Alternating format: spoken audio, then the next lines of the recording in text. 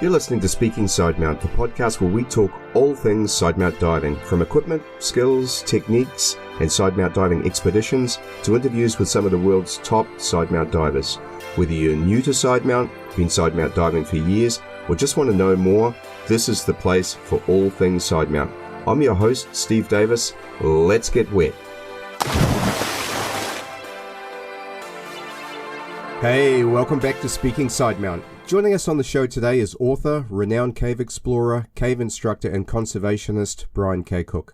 Brian is one of the world's great cave explorers. He co-authored the book Sidemount Profiles with Jill Heineth, and through his business Bahamas Underground has been a key player in the exploration and conservation of the caves of the Bahamas.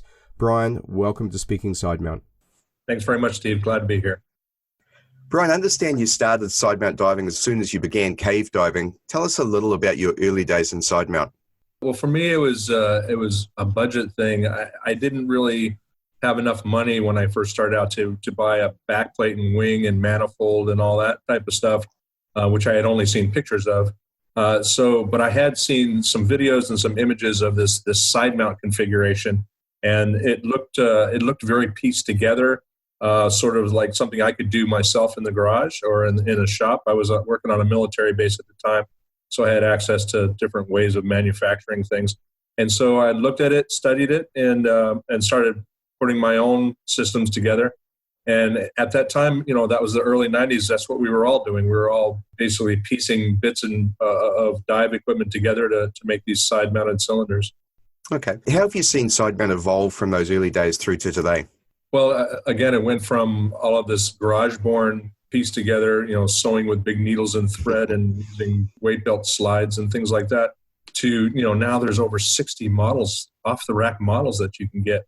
A lot of us who were explorers back in the 90s talked about, how this should only be sort of for the lunatic fringe and it would never take off. And boy, it sure did. And now it's, you've got everybody wanting to get involved for different reasons. Some are explorers. Some are looking for a different configuration for mission specific. And then others are seeing just the cool stuff on the internet and they want to be part of that. That's certainly where I fitted in. I remember I spoke to Steve Bogarts about his video with the Arnie music. That was one of the things that inspired me. I just looked at that and thought, boy, I want that skill set. And in fact, it wasn't oh boy, I want to go cave diving. It was more, I want that skill set, and that skill set is what's required to go cave diving. So one thing led to another. The book is super interesting to me. Can you share the motivations that you and Jill had to collaborate on Sidemount Profiles?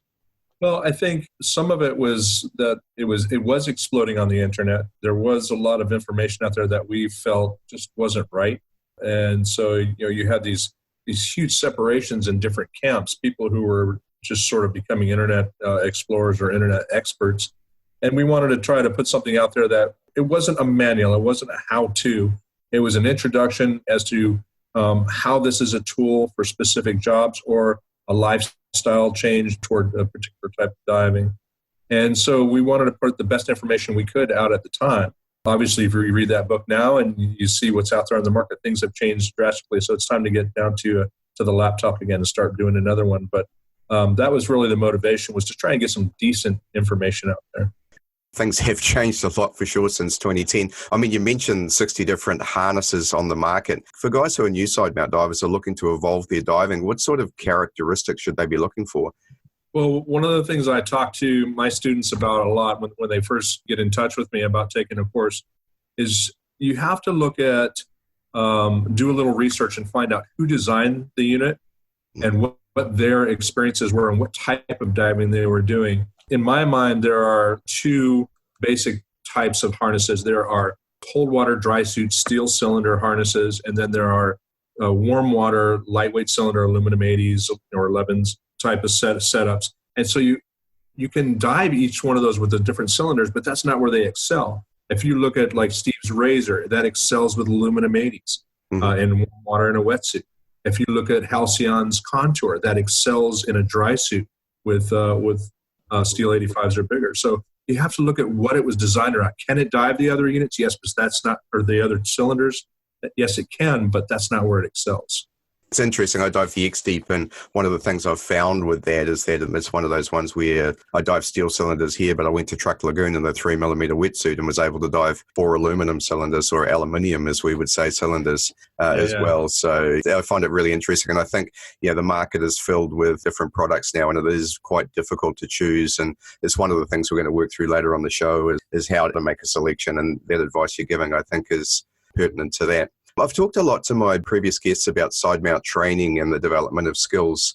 For those sidemount divers who want to come to Abaco, and we're going to talk a little bit about Abaco in a moment, but what sort of skill set do they need, and how would you advise them to build the required skill set? Well, we're sort of in that in-between environment where the cooler waters and deeper water caves of Florida versus the shallow and warmer waters of Mexico. We're like right in between there.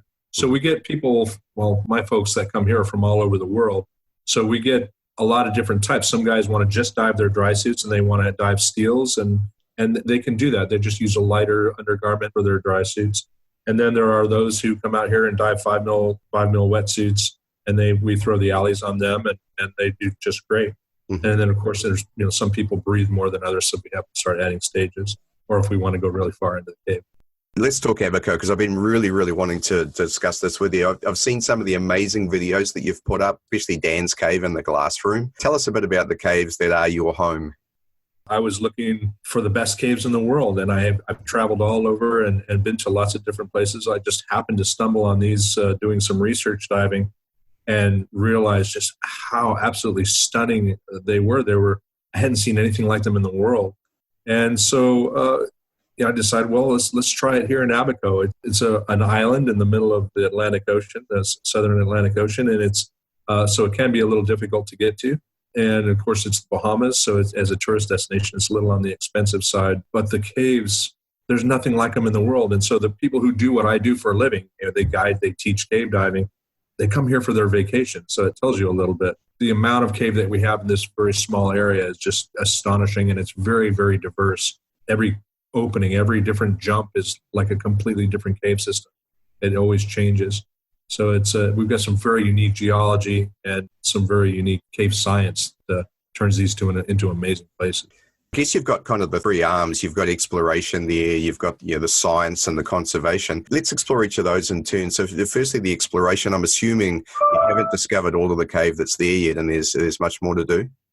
Oh yeah. So the northwest section of Dan's Cave and the southeast sections of Dan Cave are wide open, and it just takes more and more cylinders to get out there. Even with CCR now, Sidemount CCR, but we're still having to put so many caches out there as far as bailouts and stuff that it just makes it very difficult logistically to go out and push the end of the line. These caves won't be done in my lifetime. There's going to be somebody needs to pick this up and eventually take it as the technology changes and as people get better and better with their skill sets. I talked to Steve quite a bit. As you're aware, he's doing some work on the Liberty CCR at the moment. We sort of evolved the conversation from telling us a little bit about the Liberty, but then looking at the future, and he was certainly looking at redundant Sidemount CCR as way of the future, and I'm sure that sort of technology is going to help in some ways to push the caves in the Bahamas. Absolutely, and we've been saying that for 10 years, that dual Sidemount CCR is absolutely the future. And that's what we're working on it over here as well. Different unit. We're working with the KISS Sidekicks, and they're fantastic. They're exactly what this type of cave needs. So it's working out very well. Of course, we're going to have Steve out here and let him bring his liberties as well. And I'm sure we'll have a blast. What an interesting time in dive equipment too, because we've got the KISS Sidekick, Steve's doing the Liberty, and then I talked to Gary Dallas about the SF2 side mount as well, and everyone's almost saying the same things, that this unit almost does exactly what it needed to. I don't think anyone thinks it's the perfect unit yet. But tell us a bit about your experience with the KISS Sidekick. Well, unlike the other guys, I guess, for me, this is the perfect unit. Mm-hmm. It's taken a bit of tweaking, but the owners of KISS, Mike Young, has been working with us a lot. He's like, think it up, I'll do it. We're doing real innovation. He created a new manual ad valve, so we don't have to block the first stage anymore. So now this thing can go as deep as any other rebreather, but it's still a metered orifice. It's still a leaky valve system. Right. So we're not limited to sort of 280 feet anymore, which is fantastic. So we're going full bore with dual rig, and we're looking at taking these even deeper. We've got the first prototype MAV here now. We're just waiting for helium to get in the country. We've had a 3-month break of helium in the Bahamas, which is pretty tough. Yeah, no, I understand helium's a problem for sure. You've talked about exploration a little bit on CCR that's supporting that, but the science is also incredible. I saw some of the archaeological finds, the skulls and so on. Tell us about that. Yeah, so that was actually how I landed here on this particular island. I moved to the Bahamas back in '88, so I've been here actually longer than I lived in the States now. I was guiding here and kind of stumbled on some fossils and realized that the material I was seeing was not found anywhere else in the Bahamas, had never been seen in the Bahamas for sure. And so I had some contacts with the National Museum of the Bahamas as well as some local contacts here on Abaco. And it was pretty significant. It turned out to be the most significant fossil find in the history of the West Indies. And so the government decided, hey, this is amazing for the Bahamas. We're going to fund this. And it's been a project ever since 2004. And so the government has fully supported that. We have offices here now that support that project. And I just come in as a contractor. I'm the guy who digs up the bones and brings them to the people who actually know what they are. And so it's worked out pretty well. But it's really changed a lot about what we know about our past history, pre-Columbian history here in the Bahamas. And the cave diving has opened it up. That's what did it. It's just the technology and us being able to get access to these sites. Some pretty significant, unique water chemistry that's preserved these fossils here. And that's what it's been all about, is just the unique water chemistry in the caves. Yeah, amazing. And I saw some video and just thought, wow, seeing that fossil record there. And I think one of the great things for scientists too is having people like you and Jill and Steve and others who are able to do the dives, which they can't necessarily do, and then bring these artifacts back. Along with that, I mentioned the third pillar, which was the conservation side, and I know you've been heavily involved in conservation of the caves. Tell us a little bit about that. Well, from a conservation standpoint, it's always difficult for cave divers to try to present this environment to any government or any public, because 99.99% of the population will never see it. So how do you get someone passionate or to even care about something they'll never be able to see, and that most people won't be able to see? And so that's what we had to do, is we had to show them that there were tourism dollars involved. We had to show them that these were significant finds. It wasn't just one little bug that was not found anywhere else in the world. There's lots of places like that. So we had to show them that it had cultural significance to the Bahamas, something that was sellable, something that was unique to the tourism industry, and that brought in tourists, or at least brought in interest to the country. Since these discoveries, we've continued on with many, many more discoveries, very unique stuff, working with all the different scientists and all the different ologies all over the world. And so that has sparked a lot of interest in film, in documentaries. We're working on our 21st documentary. And this is everyone from Nat Geo to BBC to Thalassa in France and NHK in Japan. So everybody's been coming out and doing their own documentaries on these amazing finds. Yeah, that's brilliant. I mean, you have huge experience in film work as well. I know from some of the movies that you've done. It must be great to be able to support those sort of projects as well. Those are the reasons. That's how we brought the attention to the government to say, hey, these really are unique environments. The entire world is interested in what's got going on right here in the Bahamas. So the connection between conservation and tourism is really interesting as well, because often you might feel that they have competing interests. Certainly tourism load can potentially have a negative effect on the environment. So how do you balance the conservation efforts with the tourism efforts? Yeah. It's absolutely a double-edged sword. So we're specific to the South Abaco Blue Holes Conservation Area, which is now 34,000 acres of protected land just for the caves. We had to make it a tourist destination. We had to actually figure out a way to bring more people out there. And that was where the documentaries and the magazines and all this came into play. Of course, Facebook has been huge, getting the word of mouth out there. So we had to try to develop the sites a little bit more and create a space for people to come out and say, this is our Bahamas, this is amazing. So the locals are now bringing their guests out to these sites. So we've created decks and picnic tables and steps that make it a lot safer for people and a more enjoyable environment. Some of the locals, so there's a bunch of local young guys that go out there and do camping and that type of thing. So that has brought a lot more people to the sites. Again, it's a double-edged sword, because now we have the things that go hand in hand with that, litter and those types of things. So we're working on that part of it. We keep the place as clean as we possibly can. We're always stopping and picking up trash. We're trying to educate everyone about bringing out their own trash and everything. As far as the getting into the caves themselves, we have sort of over the years, it's been logistically protected. So the local dive shops wouldn't rent tanks to cave divers. They wouldn't tell them where the caves were, and that protected them in that method. But now we actually have a fully protected site. There's a management plan that's been put into place. There'll be guided diving only.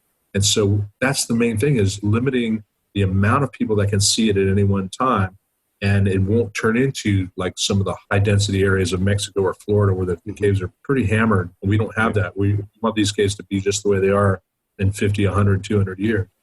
Yeah, totally understand. And I mean, as a cave diver myself, especially when you go to a new area, I think there's nothing wrong with doing a guided cave dive with somebody who knows the area. In fact, it can be a hell of a lot more beneficial in terms of knowledge of the cave and learning about the cave environment. For us, it's absolutely mandatory. When you do get out here, and every client that I've ever taken in, I only take about 40 people a year, no more than 2 at a time.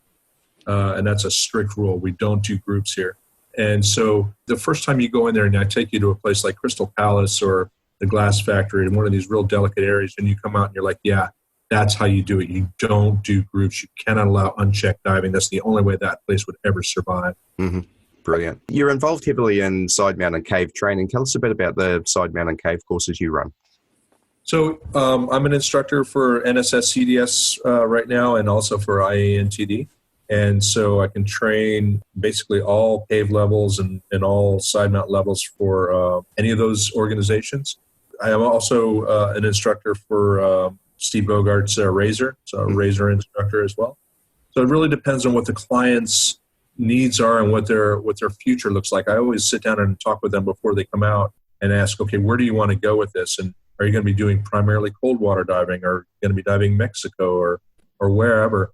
And then try to put them in the right equipment to match that. You know, there's always evolutions. People decide or they move or things like that. So you can change things, but I try to get you set up with equipment that's appropriate for the environment that you're going to be going in. Yeah, environmental issues are incredible. I remember my first Sidemount course, and I did Intro to Cave on the back of that, and got a tremendous course in Mexico from Jason Renaud. I was really pleased with the training I got and the experience that I had. So I came out of it feeling very good about myself. Then I went back to Monterey, California, or Northern California, where I was living, and put my dry suit on and thought, gee, I'll try some steel cylinders, and immediately hit the bottom and had cylinders hanging around around my navel. So it was a great learning experience that different environments require different techniques, and it didn't take me too long to get that right, but it was a sobering experience going from fresh to salt and warm to cold. Yeah, I mean, and you can try different rigs in different environments and or see what some of the lead explorers are using in those environments.